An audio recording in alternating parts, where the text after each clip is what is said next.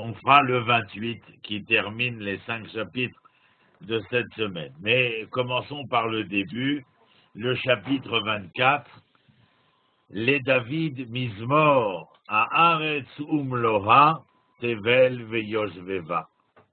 Traduction que vous avez devant les yeux de David, le psaume, bien entendu, la psalmodie. À l'Éternel appartient la terre et ce qu'elle renferme, le globe et ceux qui l'habitent. Faites attention au bruit des micros, merci. Ce psaume débute, tel que j'ai le texte devant moi, en essayant de présenter, bien entendu, la gloire de l'Éternel et la royauté de l'Éternel. Il dit les David Mizmor, le psaume, bien entendu, prononcé par David, l'Hachem Haaretz Umloha, l'appartenance de la terre, de la création, dans son ensemble. Tevel Veyoshveva, la terre en entier, Veyoshveva, ceux qui y résident. Encore une fois, ici, Yoshveva, le va, c'est véritablement pas simplement habiter, mais habiter à l'intérieur, c'est-à-dire qu'ils sont tout partie de la création et que leur habitat prend en compte le sens profond intérieur. Je crois que dans le bas, à mon avis, sans vouloir trop m'avancer, on pourrait entendre le rapport des habitants avec ce que contient la terre.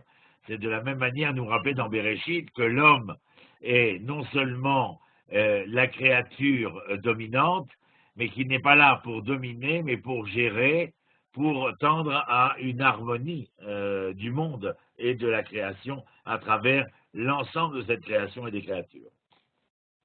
Kiou al-Yamim Yesada, Kiou, c'est-à-dire l'Éternel, al-Yamim Yesada, celui qui a, lui, l'Éternel, qui a construit, élaboré la terre au-delà, en quelque sorte, de manière différentielle, traduit chez vous, car c'est lui qui l'a fondée sur les mers et a permis sur les flots.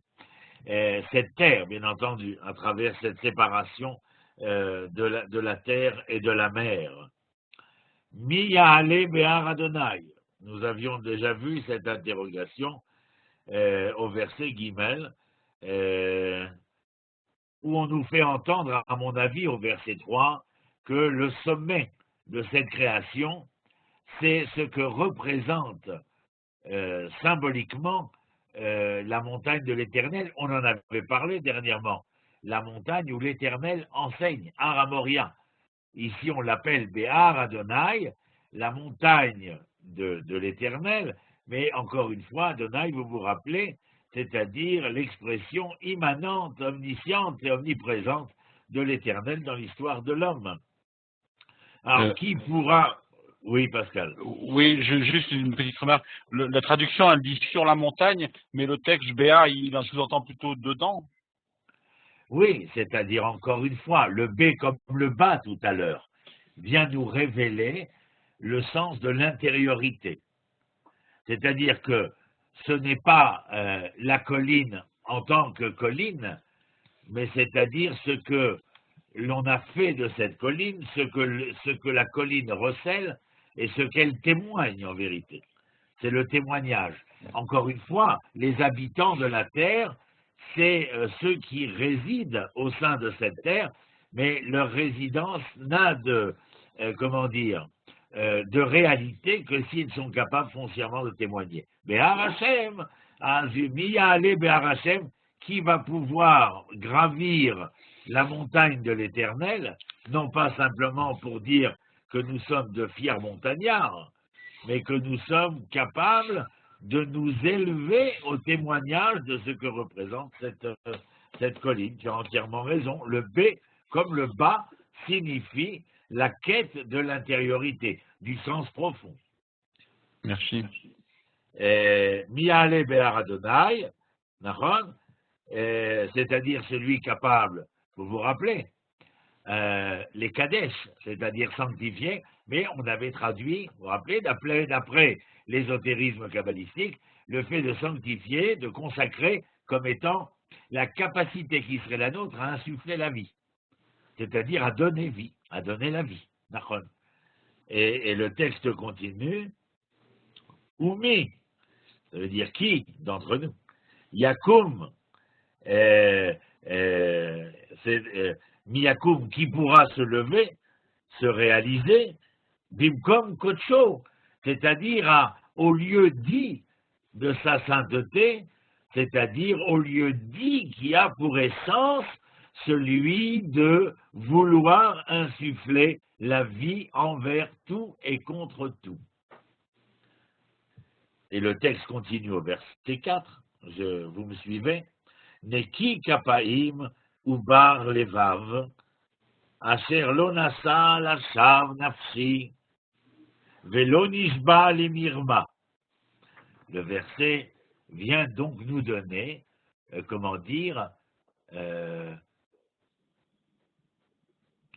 quel sera celui à même de pouvoir s'élever sur la montagne de l'Éternel, c'est-à-dire de participer au projet divin et, être le collaborateur. Et pour cela, eh bien, nous voyons, mais on l'a déjà vu chez les prophètes, on l'a même déjà vu depuis le début des Téhilim, mais on reprend la chose, parce que la chose est primordiale, on aurait de cesse de vouloir le répéter, mais ils le font au vu et au su des événements qui, en Israël ou dans le monde, eh bien, font preuve justement de la malignité de l'être humain, et non pas par banalité, comme aurait dit Madame Hannah Arendt, mais au contraire parce que, comme l'a dit le Tanya, Rabbi Shneur Zalman, il a dit, et Cocteau beaucoup plus tard, la belle et la bête sont en véritable combat dualiste en notre sein, et malheureusement, nous avons une tendance trop forte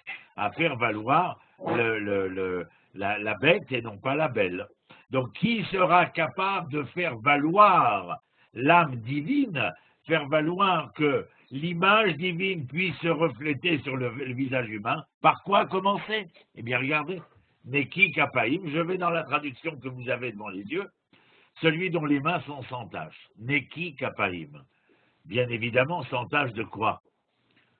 De tout ce que les mains pourraient faire qui contrarierait la participation à la vie. C'est-à-dire tout ce qui serait malsain, frauduleux, fourvoyant, déliquescence, dégénérescence de l'être, le cœur pur. Et Ubar Levav, Asher lo nasa lashav nafsi, qui n'atteste pas à ma personne pour la fausseté. C'est-à-dire que je peux témoigner de ma droiture. Velo nishba lemirma, dans le même sens, et ne prête pas de serment frauduleux. Donc ce qui est demandé ici, c'est bien entendu, encore une fois, ces deux termes que nous reprenons dans le texte biblique, mishpat ou tzedaka, c'est-à-dire la justice et le droit. Vous comprenez? Et donc nous restons toujours autour des mêmes slogans, des mêmes... là, j'arrive plus à voir qui c'est qui est là, qui c'est qui n'est pas là. Ah voilà, c'est revenu. Et donc nous restons dans ce cadre de ce que j'appelle, vous le savez déjà, l'identité morale de l'être hébreu, mais où cette identité morale de l'être hébreu n'est bien entendu que la nécessité d'un témoignage au vu et au su de l'humanité tout entière. Issa Beracha, verset 5. Mais Et Adonai, celui-là, donc l'être moral, obtiendra la bracha. Bracha, vous vous rappelez, on l'a vu ensemble. C'est la capacité que nous avons à générer quelque chose. La racine Berer, le genou. Mais Et Adonai, c'est-à-dire obtenir cette bénédiction, vous pouvez traduire aussi, bénédicter, la bonne parole. Mais cette bonne parole, comme disait, et je vous l'ai déjà dit aussi, nos grands-mères, sort des bonnes paroles de ta bouche. Pourquoi? Parce que lorsque tu sors des bonnes paroles, tu es à même d'éveiller les bons esprits, les bonnes choses en quelque sorte. Et donc l'homme sera béni par l'Éternel, par ce que représente l'Éternel. Mais est Adonai, c'est-à-dire que le salut de l'homme, quel est le salut de l'homme ici? La capacité à ce qu'il soit le collaborateur de cette vie qui s'insuffle au sein de l'humanité, mais que ce ne soit pas insuffler la vie pour la vie seulement, mais que la vie soit capable de générer quelque chose. Ou tzedaka mi Eloheish o. Tzedaka, c'est la justice, bien entendu, la bienveillance, traduite ici, mais tzedek, c'est la justice, bien entendu. Mishpat, c'est le droit, mais tzedaka, c'est la justice, mais Eloheish o, c'est-à-dire de l'Éternel qui assure son salut, sa délivrance, bien entendu. Zedor Dorshav, ça c'est la génération d'or, c'est la génération d'Orshav de ceux qui l'interpellent, de ceux qui exigent d'eux-mêmes de pouvoir ressembler aux attributs de l'Éternel. Mais Bakshe Panecha Yaakov, c'est là de ceux qui sont en quête de l'Éternel. Non seulement l'Éternel est en quête de l'homme, comme écrira Abraham Yoshua Eshel, mais l'homme est en quête de l'Éternel. Rappelons-nous Abraham, bien entendu. Comment est-il en quête de l'Éternel? Eh bien, lorsqu'il essaye, de ressembler à l'attribut divin, c'est-à-dire, lorsque nous parlons de miséricorde, qu'il soit miséricordieux, de vérité, qu'il soit vrai, etc., etc. C'est comme cela, car bien entendu, mais Vakshe Panecha, ça nous rappelle Moshe qui demande à voir l'Éternel face à face. Et l'Éternel de lui répondre, eh bien tu ne peux pas me voir face à face et vivre. Mais par contre, c'est ce que nous avons lu, je crois, il y a 2 semaines, eh bien mes 13 attributs. Voilà, c'est comme ça. Je veux connaître Pascal Henry, j'ai peu de chance de connaître qui est dans l'âme et la conscience de l'être né Pascal Henry, qui est Pascal Henry. Mais par contre, je peux vous dire, à travers les attributs de Pascal Henry, de qui je parlerai. Eh bien, vous voyez, les attributs sont significatifs, car dans le relationnel de l'humain, en vérité, nos relations sont, on ne peut plus subjectives. Le fait de se reconnaître à travers les attributs de l'être aimé, de l'être chéri, de l'être compagnon, eh bien, permet de réduire cette subjectivité-là. Je suis clair, ça va, c'est pas trop compliqué? Ne répondez pas tous à la fois. Seu she'arim rashechem. Et là, qu'est-ce qu'il dit au verset 7? Les portiques, les portes, devront, se surélever en quelque sorte. Pourquoi? Veinasu pite olam. Là aussi, les portes du monde devront s'élever. Devant qui? Qui va venir? Veyavo Melech Akavod. Kavod, je vous avais dit une fois, la racine c'est Kaved. Le respect, c'est un poids. Pas dans le sens où c'est un poids, ça veut dire que c'est lourd à supporter. Non, ça veut dire que le concept a du poids. Ça veut dire que la gloire de le roi de gloire, disent-ils, le respect que l'on doit à son père, à sa mère, à l'Éternel, est-ce que ça nous pèse de respecter, d'honorer père et mère? Non. Mais honorer, honorable, l'honneur est quelque chose qui pèse dans l'histoire de l'humanité. C'est quelque chose qui a du poids. Misé, qui est-il? Melech HaKavod, qui est-il? Adonai Izuz Vegibor. Ça veut dire l'Éternel, encore une fois, toujours Adonai, Izuz Vegibor. Az, c'est la force, la puissance. Vegibor, c'est oui, c'est le même, en vérité, c'est une répétition. Izuz Vegibor, c'est la force et la puissance, Nahon. Adonai Gibor Milchama, là, c'est le héros dans la guerre, dans le conflit. C'est-à-dire que Adonai Gibor Milchama, ça ne veut pas dire que je ne voudrais pas, en tout cas moi personnellement, traduire que l'Éternel auquel je crois est le Dieu de la guerre. Ce n'est pas de ça. Je ne vois pas dans Adonai Athéna.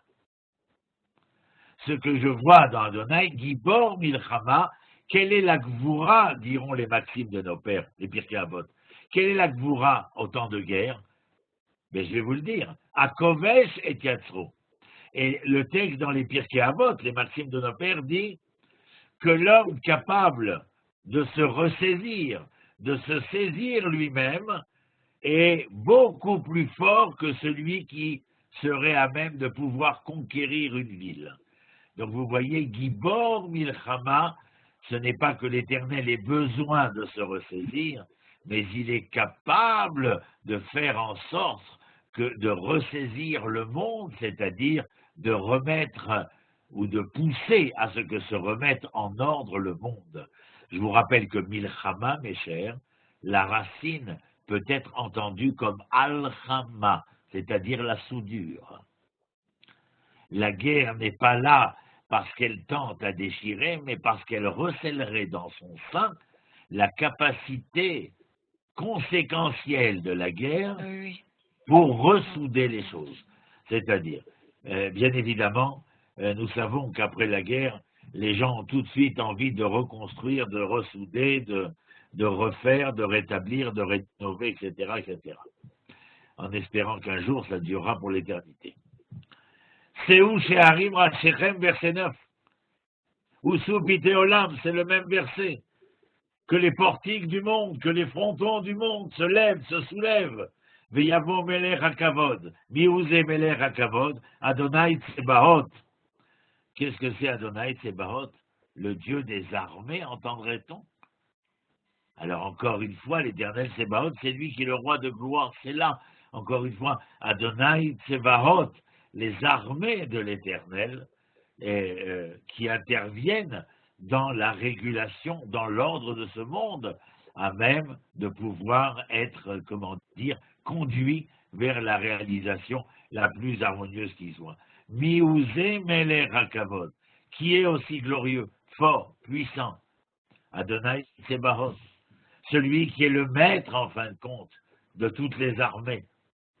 De toutes les armées, ou Melech HaKavod, c'est là. C'est là, vous vous rappelez, c'est la formule lyrique dans les psaumes. Melech HaKavod, la gloire de l'Éternel, l'Éternel honoré, honorable, honorifiant dans ce qu'il est omniprésent. Il n'est pas comme chez certains philosophes de l'époque dans l'Antiquité, où l'Éternel aurait créé le monde et il se serait retiré dans ses appartements. La raison pour laquelle nous voyons dans l'hébreu Elohim et Adonai, c'est-à-dire le créateur des lois immuables et Adonai, la partie de l'Éternel divin que nous ne connaissons pas, qui est d'un côté le créateur des lois immuables, de l'autre l'omniprésent dans l'histoire de l'humanité, c'est-à-dire s'il a donné un libre arbitre à l'homme, il n'en est pas loin le maître d'un déterminisme de l'histoire, où l'histoire ne peut pas se conduire vers sa fin, mais au contraire vers son firmament. Si vous avez des questions, n'hésitez pas, bien entendu, c'est le même prix. Chapitre 24, je n'y reviendrai pas. C'était l'occasion rêvée si vous aviez quelque chose à dire. Chapitre 25, les psaumes, pareil. Les David, sous-entendu, oui. Il est mis mort. Oui. Pour le 24, est-ce qu'on peut poser une ou deux questions? J'ai pas compris. Pour le chapitre 24, est-ce que l'on peut poser une ou deux questions? Oui, c'est ce que je viens de dire. Voilà. Au verset 4, Neki, oui. Est-ce qu'il n'y a pas une notion d'innocence? Oui, Neki Kapaim. Oui. Oui, moi je l'ai traduit comme les mains propres. Oui. C'est-à-dire Neki Kapaim, je l'ai traduit dans le sens véritablement qui est le contrario des mains sales. J'ai parlé de fraude, j'ai parlé de fourvoiement, etc. Alors oui, Naki, c'est d'abord et avant tout la propreté. Ah, voilà, d'accord. Et pour Gibor Milchama, est-ce qu'on ne pouvait pas traduire par vaillant dans le combat? Gibor, c'est vaillant. Vaillant dans le combat. Vaillant dans le combat, mais c'est encore une fois des anthropomorphismes qui sont acceptables chez certains, et chez d'autres, dans le Guide des Perplexes, le Moreh Nevuchim du Rambam de Maïmonide, il n'est pas toujours bien accepté l'anthropomorphisme. Je veux dire qu'on ait besoin de rendre la littérature anthropomorphique, c'est un peu à notre dépens, dans le sens où nous avons besoin de toucher à quelque chose qui nous, qui nous fasse sentir et ressentir une réalité, parce que nous ne serions pas à même de pouvoir entendre, saisir et comprendre le transcendant par lui-même. Alors certains diront, c'est dommage pour l'anthropomorphisme, parler de la main d'éternel, de l'épaule de l'éternel, etc., etc. Mais Onkelos, il les a bannis dans les... Oui, Onkelos, sa traduction a banni tout ça.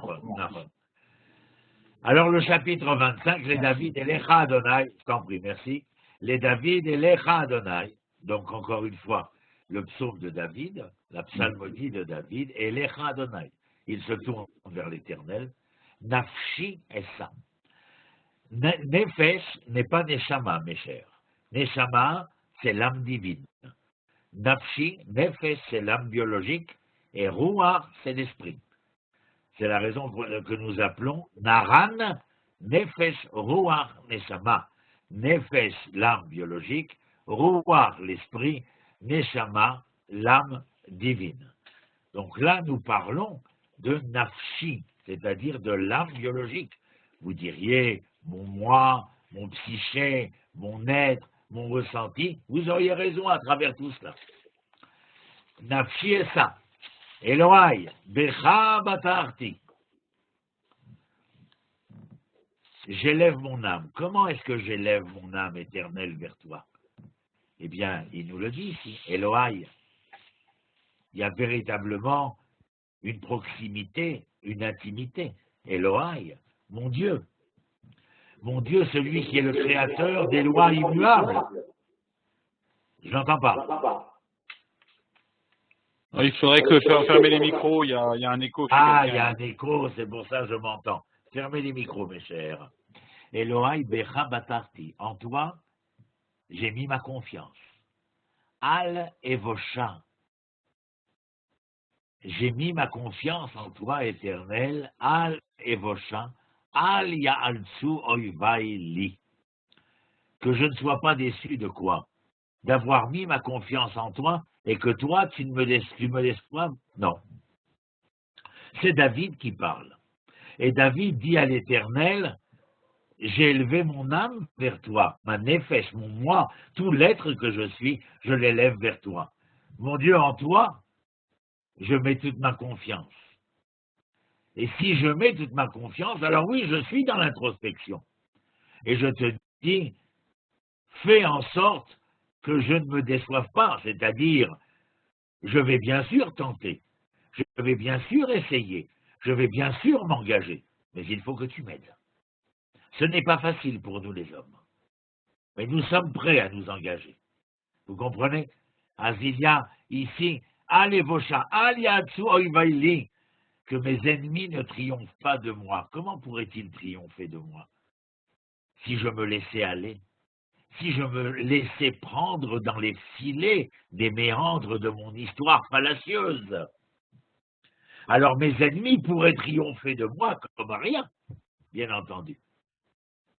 Si je me confie à toi, Éternel, c'est parce que j'espère ne pas me décevoir, mais je ne peux pas ne pas me décevoir seulement au travers de mes propres forces. J'ai besoin de ton aide, bien entendu.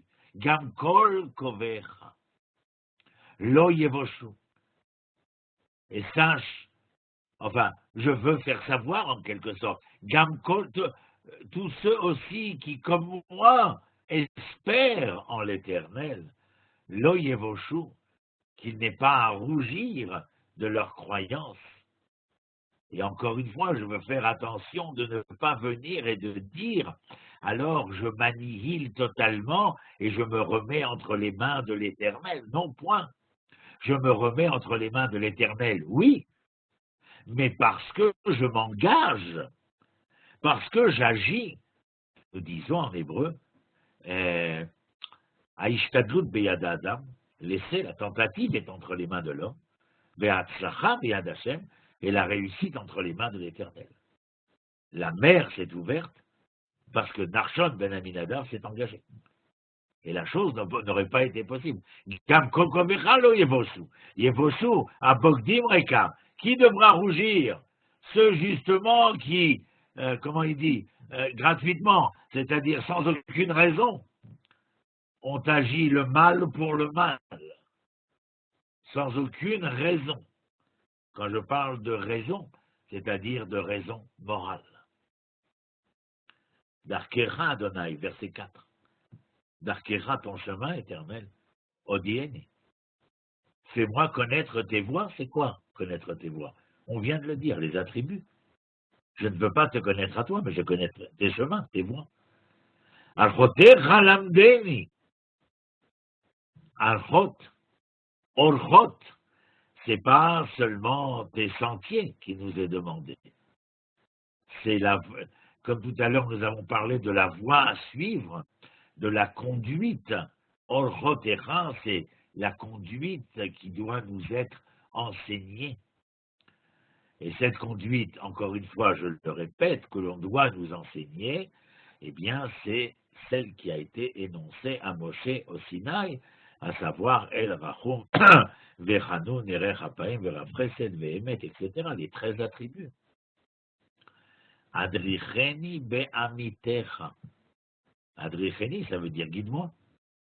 Les adrichoti, ça veut dire m'orienter, me guider. Be'amitecha. Eh bien, amitecha, c'est ta vérité. Velamdeni, et encore une fois, enseignement, qui ata Eloé Ishi. Et instruis-moi, c'est-à-dire enseigne-moi, parce que toi, tu es à l'origine, tu es l'Éternel à même de pouvoir faire entendre le sens de la liberté et de la délivrance. On approche de Pâques, de Pessah. Ce psaume nous interpelle, bien entendu. Les 4/5 des enfants d'Israël ne chercheront pas à dialoguer avec l'Éternel. Ils se trouvaient suffisamment bien et repus, même dans les méandres esclavagistes de l'Égypte antique. Mais ceux qui, par contre, vont vouloir suivre Moshe, eh bien, ceux-là sont ceux qui vont vouloir connaître les voies de l'Éternel, qui vont accepter de pouvoir être des élèves. Élèves, en français, vous le savez comme moi, ce n'est pas l'étudiant qui va s'asseoir à une table, c'est celui qui accepte, à travers la connaissance et le savoir, de pouvoir s'élever. Otra kimiti kolayom. Ben oui. Otra, c'est toi que j'espère. Les kavot en hébreu, c'est véritablement espérer. Mais rappelez-vous que la racine, kavé, kavé, c'est non seulement l'espoir, mais aussi comment cet espoir est linéaire.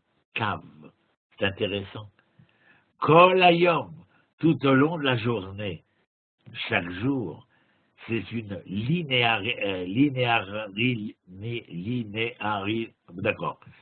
linéaire, je vais pas y arriver. C'est un processus linéaire qui concerne l'ensemble du jour, mais l'ensemble de l'existence. Zechor Achamecha Adonai. Souviens-toi, Éternel. Pourquoi est-ce que nous avons besoin de toi pour confirmer, consacrer l'engagement qui sera le nôtre dans la révélation et l'élévation du projet divin? Eh bien, parce que nous savons que tu es le maître de ce monde, nous l'avons expliqué dans le psaume précédent, que tu es le créateur, que tu es omniprésent, que l'histoire, comme on disait le Rav Kook, Historia, il écrivait avec un tav, c'est-à-dire Esther Yudke, la face cachée de l'Éternel. C'est Historia, Esther Yudke, Yudhe, la face cachée de l'Éternel. Mais si elle est cachée, elle est là. Elle est moins visible de l'homme pour permettre à l'homme de pouvoir agir. Souviens-toi de ta miséricorde éternelle. Ta miséricorde de quoi? Les marachamecha. Que tu ne peux pas condamner le monde. Qui, comme te dira Moshe après la faute du Vaudor, quand tu voulus tout détruire et recommencer tout à partir de Moshe, Moshe te dit, si c'est ainsi, raye-moi de ton livre. Nous n'avons rien à faire ensemble. Et en fin de compte, c'est ta miséricorde qui va permettre au monde de pouvoir continuer à être et à devenir. Zechor Rachamecha Adonai Vechasadecha, c'est-à-dire non seulement ta miséricorde, mais ton chesed, c'est-à-dire, vous vous rappelez comment je le traduis, ton amour. Et je crois qu'il faut aimer pour être miséricordieux. Et j'espère bien que non, il ne faut pas être miséricordieux pour aimer, parce que c'est dommage pour l'amour. Qui merolam Emma, c'est qui merolam, à tout jamais. À tout jamais. Ta miséricorde, ton amour, c'est quelque chose qui a été, qui est et qui sera à tout jamais. Chatot nehurai upsha'ai. Les erreurs de jeunesse, qui n'en a pas fait? Le sage vient nous enseigne, Sheva Pamim Ipol Sadik Yakum. 7 fois, le sage va pouvoir chuter et pourra se relever. En Sadik Baolam Yasetov Elo Yichate. Il n'y a pas de juste dans le monde qui fasse le bien sans avoir jamais fauté. Eh bien oui, nous avons fait des erreurs. Chatot, vous vous rappelez? Les harti, le verbe en hébreu, c'est avoir l'intention de toucher au but, d'atteindre la cible, mais d'avoir manqué la cible. Et Chatot Nehurai est dans ce sens. Les erreurs de jeunesse. Il y avait une intention louable, mais nous avons échoué. Chatot Nehurai Upshahai, les erreurs, les fautes, Altiskor.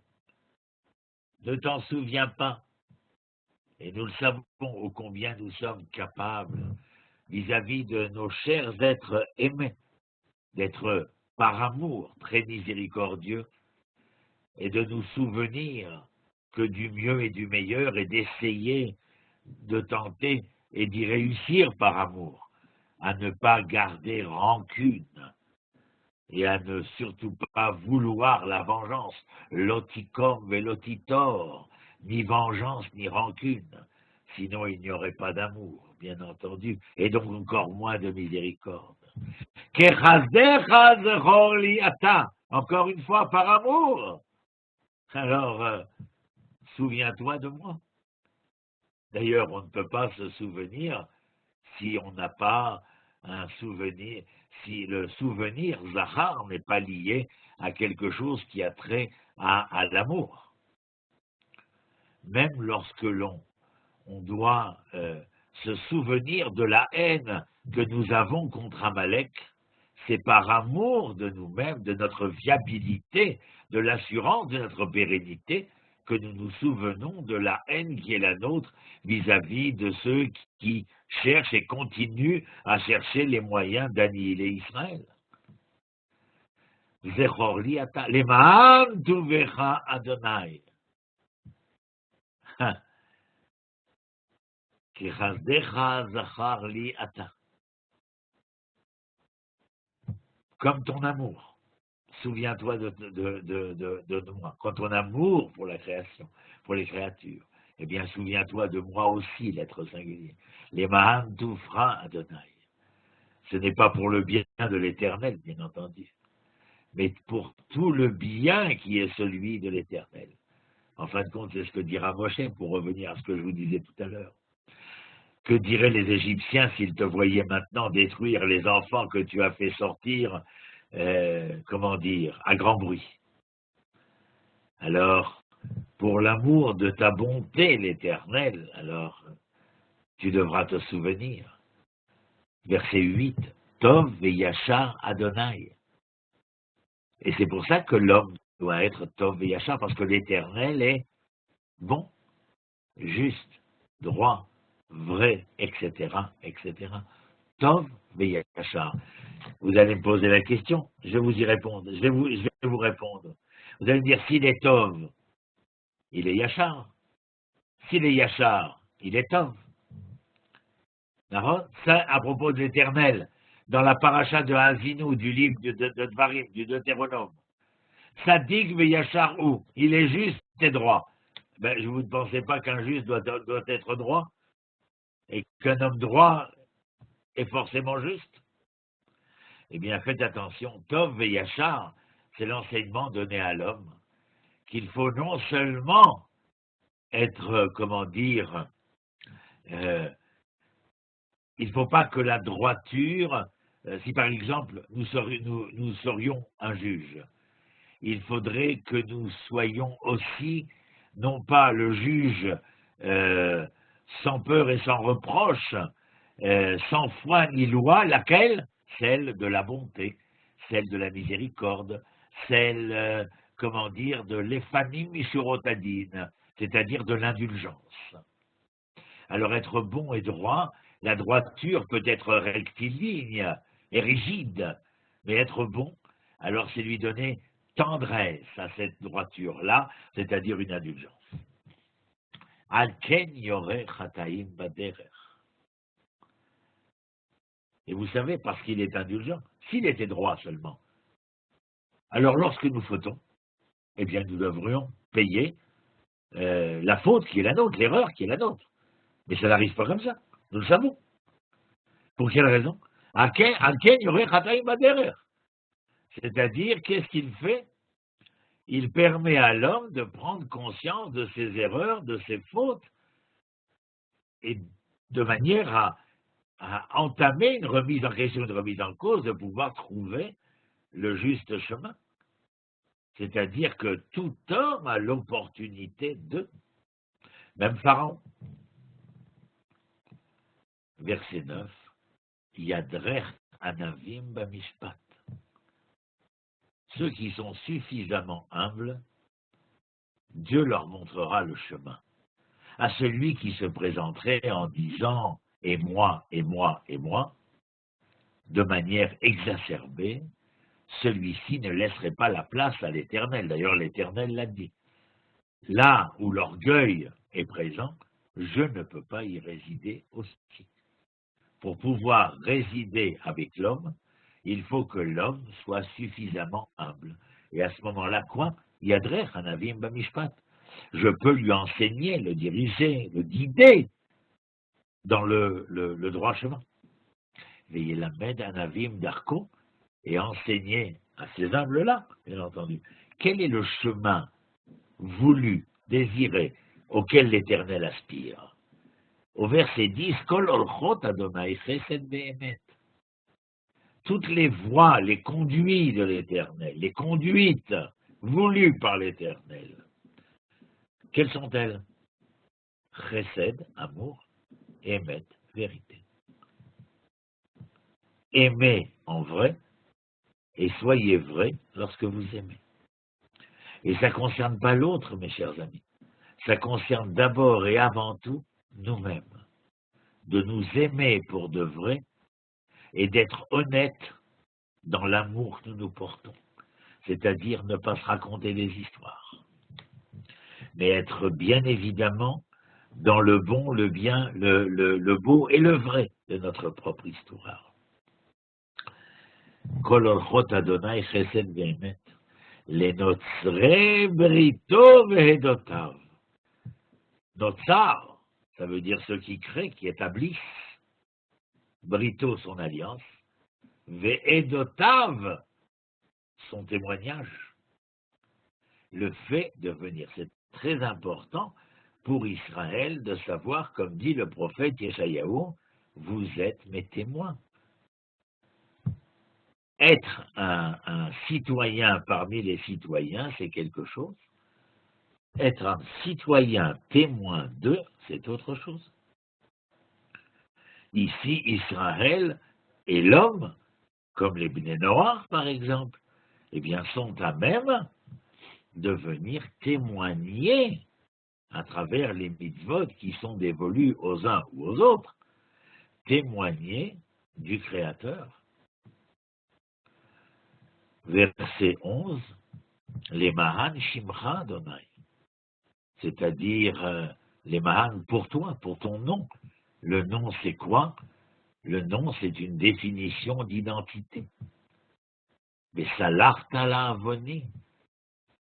Je fais ça j'agis de cette manière, dans le droit, dans la justice, dans l'amour, dans la vérité, parce que je suis ton témoin.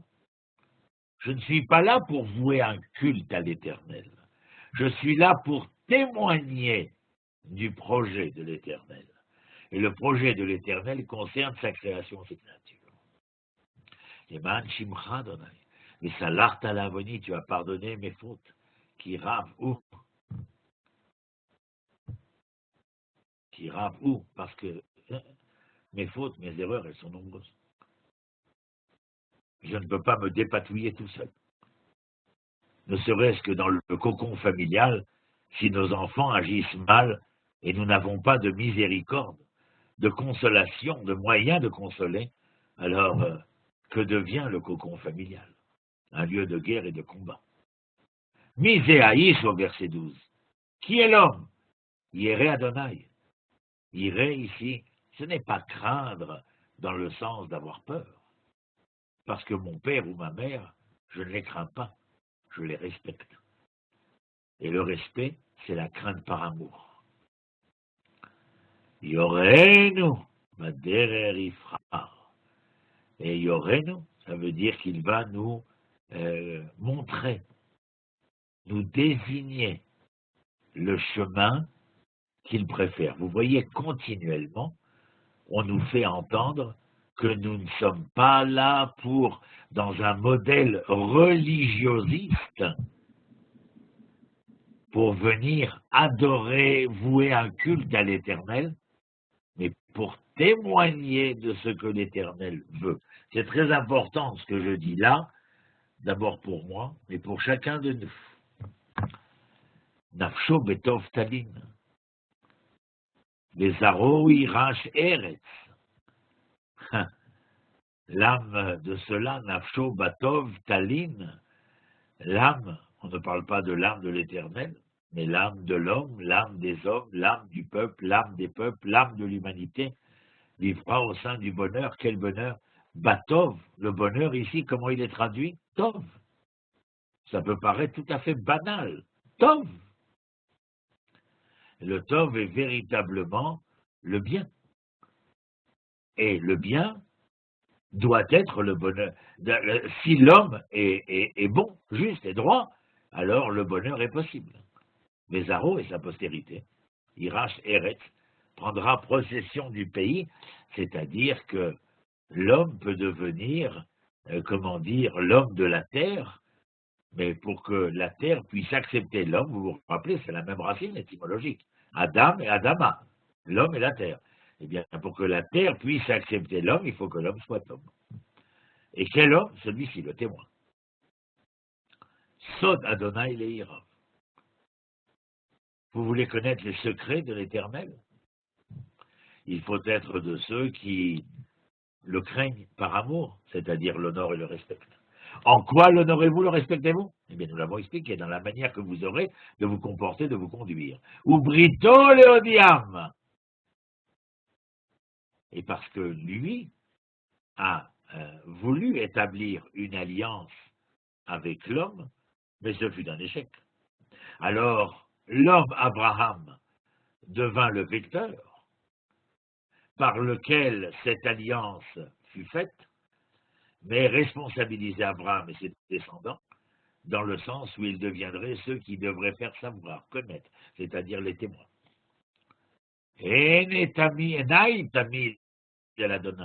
Mes yeux sont continuellement tournés vers l'Éternel. Encore une fois, je répète, c'est une obsession chez moi. Pas parce que je veux vouer un culte à l'Éternel. Mes yeux sont tournés vers l'Éternel à travers ce que je fais, à travers ce que je dis, à travers ce que je dis, à travers ce que je vis, à travers ce que je pense. C'est-à-dire toujours, perpétuellement, le concept de témoignage, de témoin est omniprésent devant nos yeux. Et parce que c'est lui qui peut me dégager de toutes les merdes dans lesquelles je me trouve, de toutes les difficultés. Pourquoi? Parce que moi, je suis un homme engagé. Je ne m'assois pas sur mon lit et je dis « Oh, Éternel, aide-moi !» L'Éternel lui dit à ce moment-là « Je ne peux rien pour toi. » Pourquoi ne peux-tu rien? Ben parce que nous avons une alliance. parce que nous sommes liés par un contrat de collaboration et que je suis à même, bien sûr, de t'aider. Mais il faudrait que je voie que le prisonnier veuille bien se libérer de sa prison pour que moi, je leur fasse sortir. C'est quand même pas si compliqué que ça. Penei Elai vehaneni. Penei Elai, ça veut dire il demande à l'Éternel de prêter garde à lui, de faire attention à lui. Vehaneni, ça veut dire aie pitié de moi. Moi, je ferai ce que je pourrai, mais j'ai besoin de ta miséricorde. Qui yachid, car je suis seul. Ve'ani, ani, et je suis pauvre. Pauvre, pas pauvre de richesse, mais je suis pauvre parce que je suis seul. Et d'être seul, c'est une pauvreté. Sarot levavi irchivu. Sarot levavi, les douleurs de mon cœur. En fin de compte, ce n'est pas les douleurs de Sarot. Enfin, c'est Sarot en hébreu moderne, mais Tsar, ça veut dire étroit. Ce qui m'étouffe dans mon existence, eh bien, que vais-je pouvoir demander à Dieu? Eh bien, de me libérer. Al-Chibou, c'est élargir. Ce qui m'en sert, qui puisse se détacher, c'est s'élargir afin de me laisser reprendre ma respiration. Vessa l'école chatotai, ça veut dire comme si, du fait que je suis l'homme engagé, que je suis l'homme témoin, mes erreurs, prends-les. Mes fautes, oublie-les. Fais en sorte qu'elles ne soient plus là. Regarde tout le bien, tout le bon, tout le beau, tout le vrai que je fais, que je pense, que je dis, que je sens, que je suis. Parce que je m'engage, parce que je suis ton témoin. Vous avez des questions? On n'a fait que 2 chapitres, vous vous rendez compte? Incroyable, ça passe. Mais là, enfin moi je préfère comme ça parce que vous voyez, on a le temps de s'étaler. Vous aviez quelque chose à dire concernant le chapitre 25? Eh bien, je continue. Que l'analyse est très belle. Merci beaucoup, mon cher. C'est très profond. Oui, parce qu'on prend le temps, c'est ça l'histoire, c'est que nous prenons le temps. Qu'est-ce que tu en penses, Pascal? On prend le temps. Oui, alors, et puis moi je vois enfin dans ta lecture des psaumes, je vois une continuité de ta pensée par rapport à ce qu'on a vu précédemment avec les prophètes, où comment dire, la morale et la relation à l'autre, elle passe avant le rigorisme et la forme, quoi. Je le ressens. Je veux dire, si tu as gardé le même prof, il vaut mieux pour le prof de rester sur sa même ligne de pensée depuis lui. Non, mais voilà, c'est dans le texte aussi, quoi, je veux dire.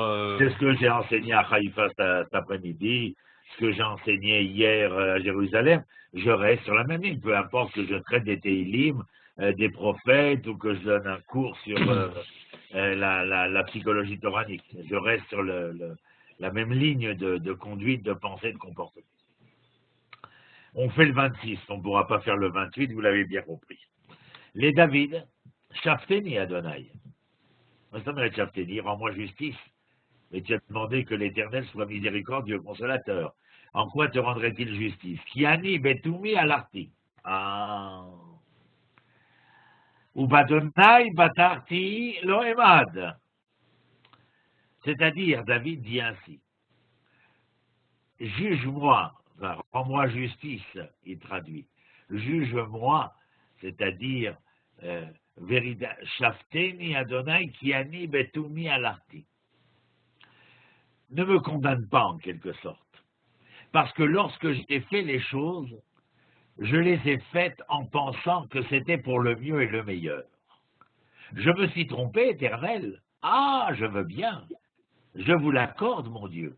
Mais ne venez pas me condamner parce que mon intention était des meilleures, que je me suis fourvoyé, il est vrai. Mais non, pour cela, vous devriez me condamner. Alors, Shafteni Adonai, qui ani betoumi à l'article, ça veut dire toumi, tam, c'est dans l'intégrité.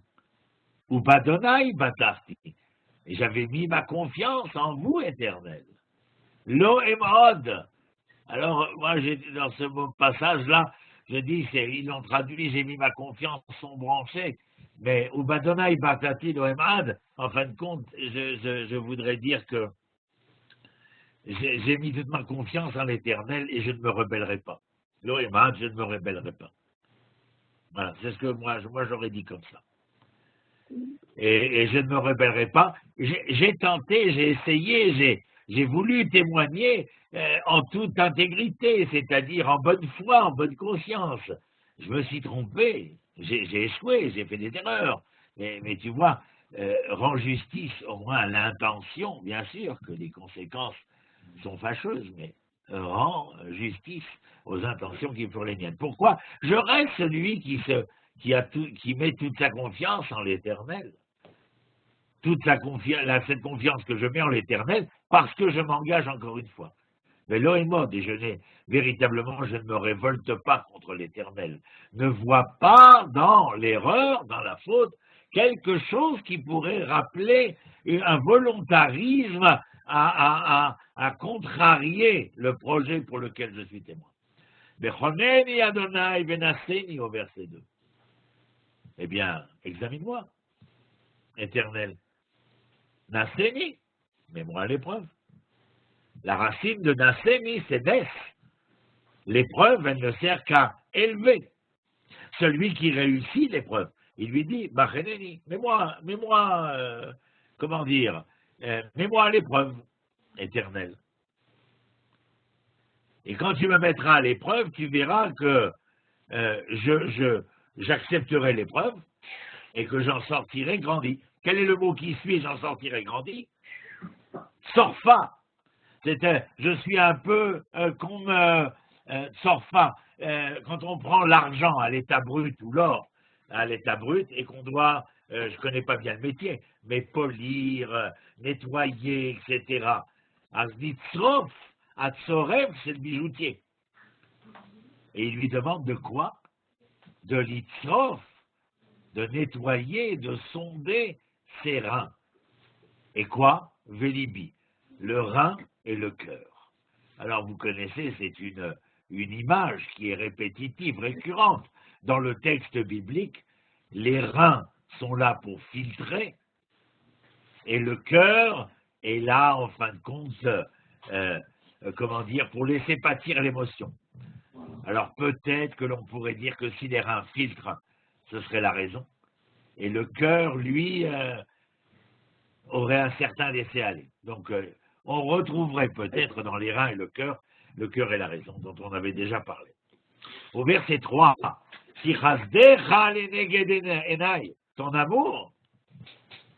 ton amour, il est face à face avec moi.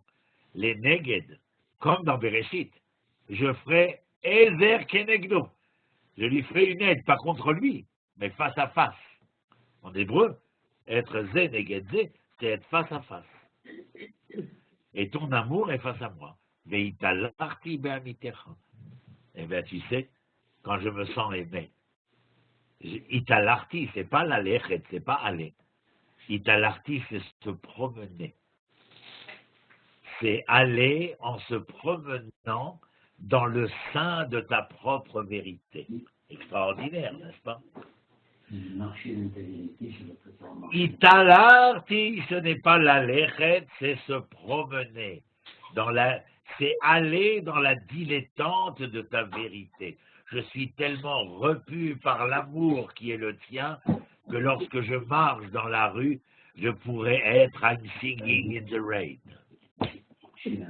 C'est la dilettante, pas une dilettante dans le sens de faiblesse, de laisser aller, non, de dilettante, c'est-à-dire de sérénité, d'accomplissement de soi, parce que je marche dans la vérité de l'Éternel, et que cette vérité est à même de m'entraîner dans la plus belle des promenades de mon histoire, par une seule raison, l'amour que tu me portes.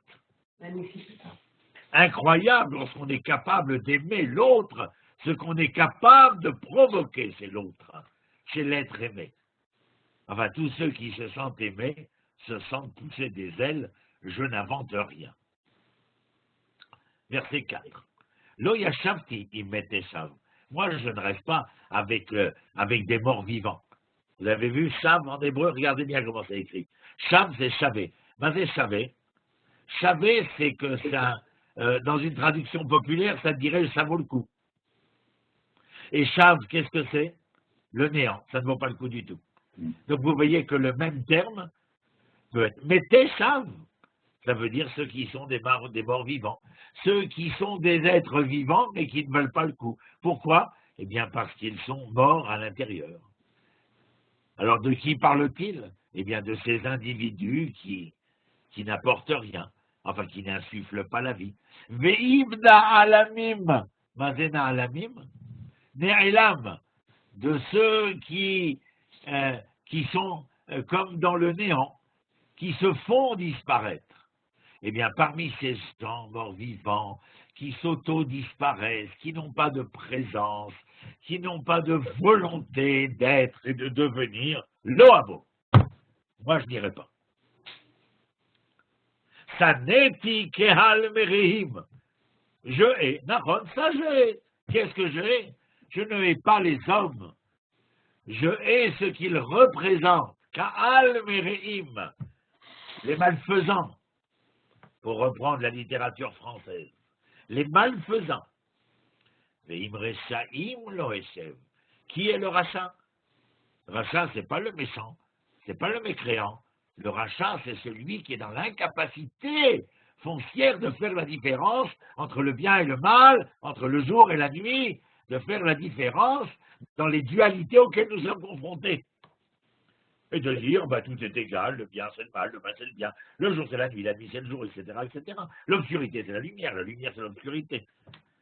Une formulation d'un postmodernisme qui nous fourvoie dans les méandres d'une histoire des plus dramatiques. Malheureusement pour nous, nous sommes obligés de faire la différence entre le bien et le mal, et c'est parce qu'il y a le bien et il y a le mal, il y a le jour, il y a la nuit, il y a l'obscurité, il y a la lumière, et je ne peux rien y faire. En moi, il y a la bête, et en moi, il y a la belle. Et je dois me mesurer à cela. Moi, je ne m'assoirai pas avec ces gens-là, je ne serai pas ces gens-là. El Chaz Benikayom Kapai, tiens, mon cher ami, je me lave les mains. C'est-à-dire que je veux que mes mains retrouvent un état de pureté. Qu'est-ce qui est le plus impur? La mort. Quand je cherche la pureté, je cherche la vie. Yafemeod.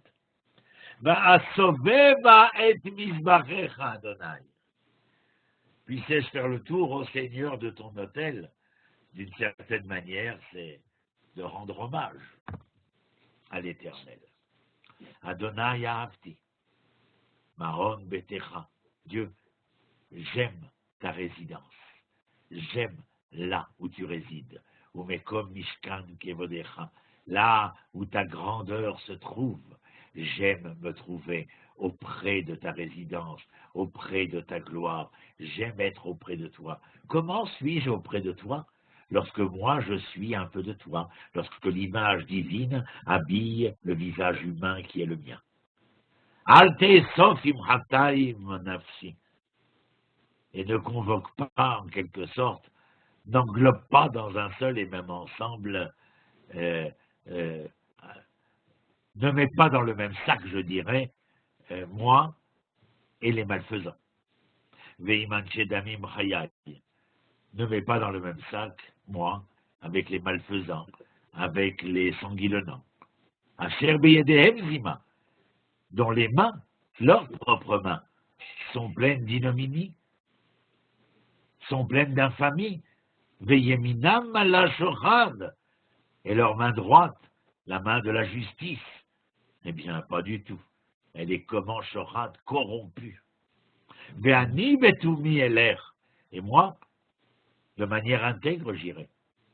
Pedeni bechoneni. Pedeni, ça veut dire, sauve-moi, délivre-moi des carcans possibles de la bête qui brûle en moi. Bechoneni. Et console-moi, pardonne-moi. Ragli Amda Bamisor.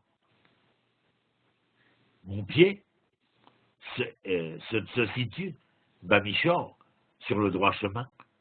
Bemakelim Avarer Adonai. Mazé Bemakelim.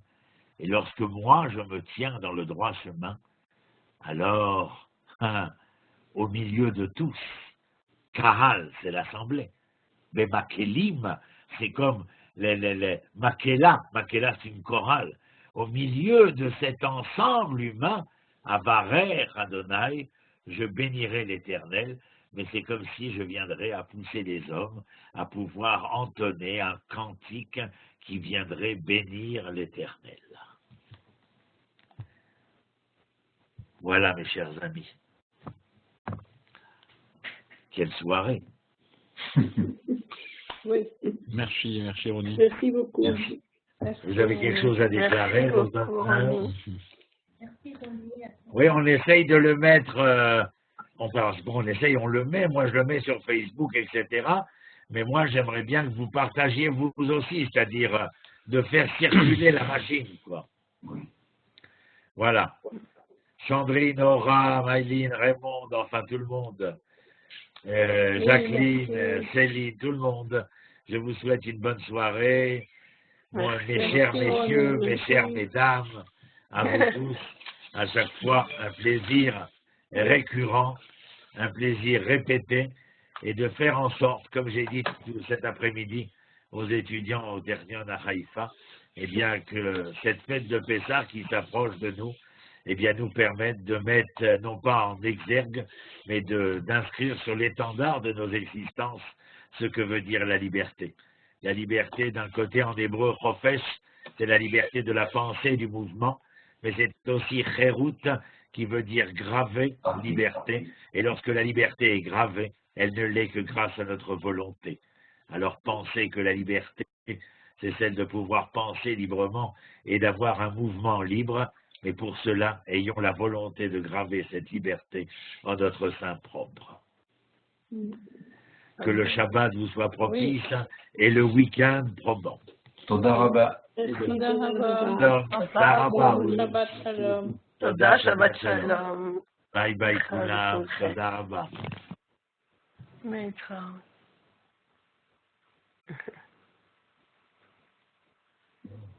magnifique. Comment on fait pour récupérer les vidéos? C'est sur Facebook, comme il a dit, uniquement? On ne sait pas. Allô?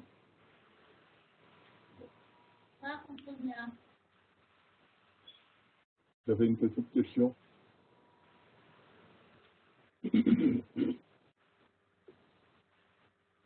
Chipora? Oui, Christian? Oui, j'avais juste une question, comme c'est la première fois que je participe. Et la dernière fois, il y avait une coupure, on avait les pièces connectées, donc je n'ai pas suivi. Et aujourd'hui, comme il va vite pour moi, pour essayer de prendre des notes, est-ce qu'il est possible d'avoir le webinaire en la vidéo? Je pense que le lien nous est, enfin je pense, oui, le lien nous est envoyé après. Ah, parce que je ne l'ai jamais, moi. Alors il faut que tu pourras sur l'île Motte et tu peux avoir après. Tu peux avoir sur YouTube. Elles sont dans le... Sur YouTube, tu vas avoir. Parce que je mettais de réponse. Je vais toujours sur la page Facebook de Pascal et je clique sur tout pour me connecter. Et c'est comme ça que j'arrive à rentrer dans... Ah, alors il faut que tu écrives à Johan qui est l'administrateur là. Ok. Bien. Tu as ses coordonnées? Tu as ses coordonnées? Non. Mais je vais alors envoie-moi ton mail. Envoie-moi ton mail dans le chat et je te envoie son mail. Ouais, je le fais tout de suite là.